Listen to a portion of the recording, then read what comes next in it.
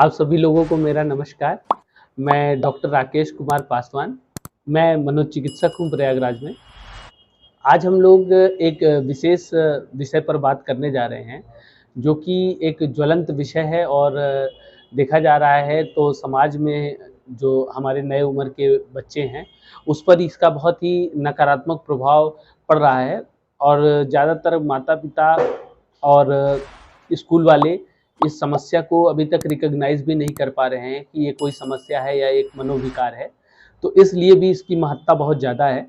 तो आज हम लोग बात करने जा रहे हैं मोबाइल नशा के बारे में या मोबाइल एडिक्शन के बारे में। असल में लोगों की ये भ्रांति है कि केवल पदार्थों का ही नशा व्यक्ति कर सकता है, जैसे शराब, अफ़ीम, गांजा।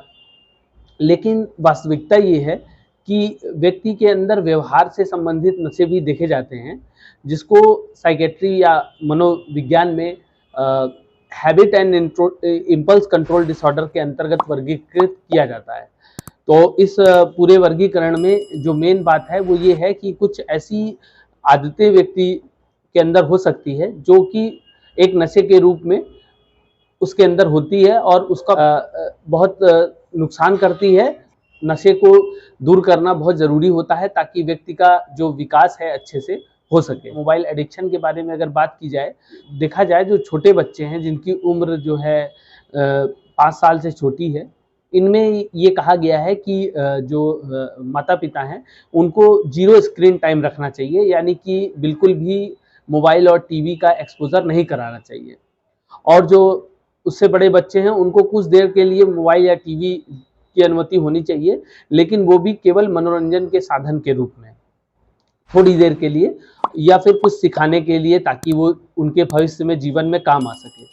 लेकिन यदि बच्चे अपना अधिकांश समय मोबाइल पर बिताने लगते हैं, मोबाइल के लिए जिद करने लगते हैं, मोबाइल यूज़ करने के लिए खेल-कूद इत्यादि से जी चुराने लगते हैं, पढ़ाई से जी चुराने लगते हैं।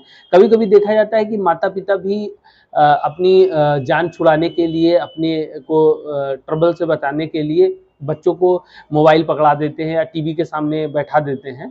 तो ये भी एक गलत चीज़ है और इससे क्या है कि बच्चों में मोबाइल एडिक्शन की समस्या बढ़ जाती है। तो ये समस्या है मोबाइल एडिक्शन की, जिसमें बच्चा बहुत अधिक देर तक मोबाइल का प्रयोग करता है। और जो दूसरी चीज़ें हैं जिसमें बच्चे को सकारात्मक रूप से इन्वॉल्व होना चाहिए, जैसे खेल-कूद, पढ़ाई-लिखाई, उसमें उसका इन्वॉल्वमेंट कम होता जाता है, जिसकी वजह से कई दुष्परिणाम होते हैं, जैसे उसका एकेडमिक परफॉर्मेंस खराब हो जाता है, आँखों, कान इत्यादि पर भी नकारात्मक प्रभाव पड़ता है। कई बार ऐसा देखा गया है कि जो बहुत छोटे बच्चे हैं वो अगर बहुत देर मोबाइल यूज़ करते हैं तो उनमें जो हमारे कम्युनिकेशन स्किल्स होते हैं, यानी बातचीत होती है, वो प्रभावित होती है और बातचीत की कला जो है कम डेवलप हो पाती है या देर से डेवलप हो पाती है। और ऐसा देखा जाता है कि बड़े होने पर भी वो उतना निपुणता से जो अपनी बातें हैं कहने में सक्षम नहीं होते हैं। तो ये सब समस्याएँ हो सकती हैं, जो कि अल्पकालिक भी हो सकती हैं और दीर्घकालिक भी हो सकती हैं। तो मोबाइल का एडिक्शन जो है एक बहुत गंभीर समस्या है, जिसको व्यक्ति नज़रअंदाज कर देते हैं। और यदि आप ये आइडेंटिफ़ाई करते हैं कि किसी व्यक्ति के अंदर मोबाइल एडिक्शन है, तो हमको क्या करना चाहिए? तो हमको तुरंत ऐसे व्यक्तियों का मनोचिकित्सक द्वारा काउंसलिंग करानी चाहिए।